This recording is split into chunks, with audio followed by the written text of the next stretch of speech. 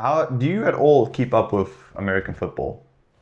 I just know I don't really know the teams, right? I have like a Miami Dolphins shirt, but I don't know. I know Tyreek. Yeah, Oh, he plays. Tyreek Hill, yes, yes, He yes. played for them or played, but I know the green and blue team recently won. I don't know what they are, who they are. Oh, this is perfect story.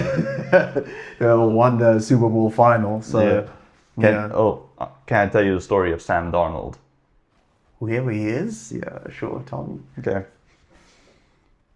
Sam Darnold is an NFL quarterback that was taken third overall by the New York Jets in 2018. Wait, I think I read the story. Is he the MVP? No, Not the MVP, no, no, no. but Yeah. something along that track. So he's selected. He was taken third overall by the New York Giants. New York Giants, I messed that up. He was taken third overall by the New York Jets in 2018 after having an incredible college career at USC. He was painted as the Jets' savior, but it didn't go too well. In his first 3 seasons with the Jets, these were his records: 4-9, 7-6, 2-10. What does that mean? 4 wins, 9 losses; 7 wins, 6 losses; 2 wins, 10 losses. Yikes, he was losing. All while being considered one of the worst quarterbacks in the league.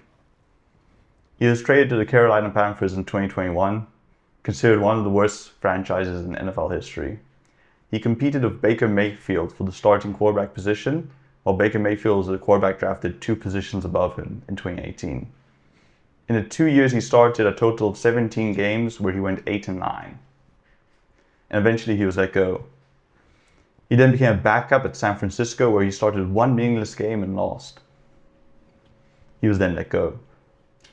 He got another backup job at the Minnesota Vikings, but JJ McCarthy, who was supposed to be the starter for the Vikings, would undergo surgery in the offseason and miss the whole season. And Sam was given the starting role, where he would go 14-3, and he would have an incredible season. Unfortunately, when the lights were too bright, he would collapse, and they'd lose the 2 most important games of the season, and Minnesota would go on to be knocked out in the first round of the playoffs. The Vikings decided to give up on him. Despite his great season, it didn't seem like anyone wanted to believe in his career revival. That was until the Seattle Seahawks decided to sign him. And Darnold would go on to have what is his best season yet. The Seahawks would also go 14-3 with Darnold, but talk began to circulate that he would choke again when the lights got too bright. Sam Darnold's draft report has ended with a line that has now become iconic. The ending of his draft report said, "Not affected by failure, he keeps on coming." As of the 8th of February 2026, Sam Darnold is now a Super Bowl champion and people now believe in him again. I love that "not affected by failure" line so much. And I think, when we're kids, we're told you're going to fail a lot in life. But I don't think we really clock it. We kind of just shrug it off like, yeah, of course, everybody fails, And then your first few failures hit you in life. And you realize what that actually means. And I'll be honest, I've been one that's been slow to get up from failure in my life. I've taken many weeks and months at times sulking in my failures. But I'm trying to embrace that not affected by failure mentality and try and just pick myself up and remind myself that it's only failure if you give up. How do you deal with failure and how do you view it? I think I changed my mind. I don't think I fail. I think I learn. So it's a mind shift, and he probably did have a mind shift that everything that happened was not a failure. It was more a lesson to teach him, or basically lessons to teach him how to win eventually, right? So technically failure, but if you change your mind and internally you tell yourself, I didn't fail, but I learned here. And what was I meant to learn? So with every single failure, you instead change your mind and say, what am I meant to learn here?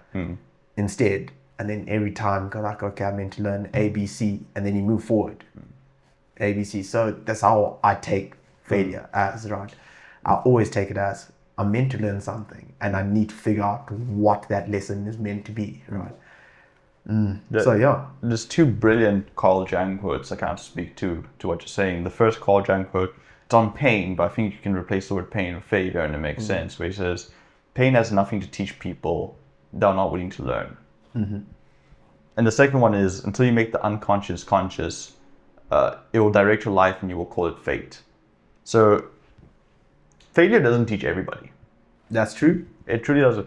But it takes someone who's willing to learn from it and willing to recognize that what's happening to you isn't the universe, it isn't things around you. Yeah, I do believe there's a higher power and a greater cause for everything being here, but I do believe there's so much random chance that you have to take authority over your life. And how you learn from that failure is really important. You know, I think back to one of my not biggest failures, but one of my biggest regrets is the handling of my last relationship. And at the time that me and my ex broke up, everyone kept telling me like things, and it's not to say that they're being malicious with this or they're being ill-intentioned, but they would say things like, you deserve better, you should move on. I don't believe in that, like statements like that. You deserve better. What does that mean? Yeah, yeah, exactly. The thing that I thought about was this relationship failed, and yes, there's things that she did wrong. There's a lot of things. I could argue there's a lot more things that I did wrong with it. I didn't want to walk away from that not learning about it. And now I try to approach relationships with people in a different way. And I try to be more cognizant of my small comings and my shortfalls, especially the traits I've inherited from my father in relationships. And that's an example of somewhere in failure what I've tried to learn. Do you have like a good example of a failure you've learned from? Examples that I've learned from, I would say for me it has been, it's very cliche, but career, right? Career-wise. And I don't see it as failure. I will always say it, as I said, not failure, lessons.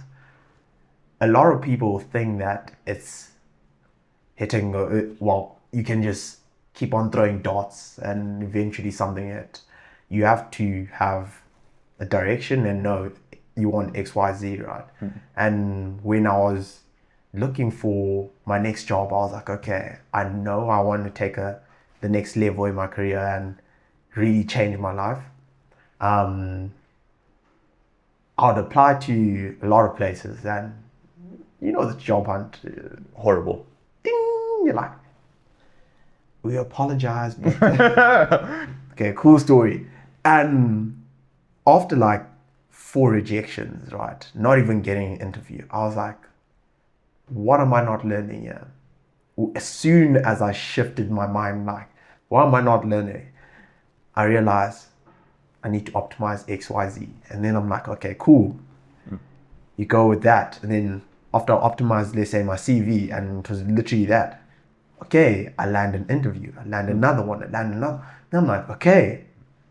And then obviously you go for 1 or 2 interviews. An interview, I'd always say, like, it's hit or miss. You may know everything, but interview is very particular. Do you hit it with the people? Do you whatever?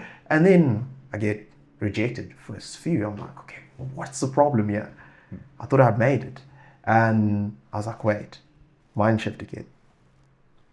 I need to understand what I'm doing wrong. Start learning from it.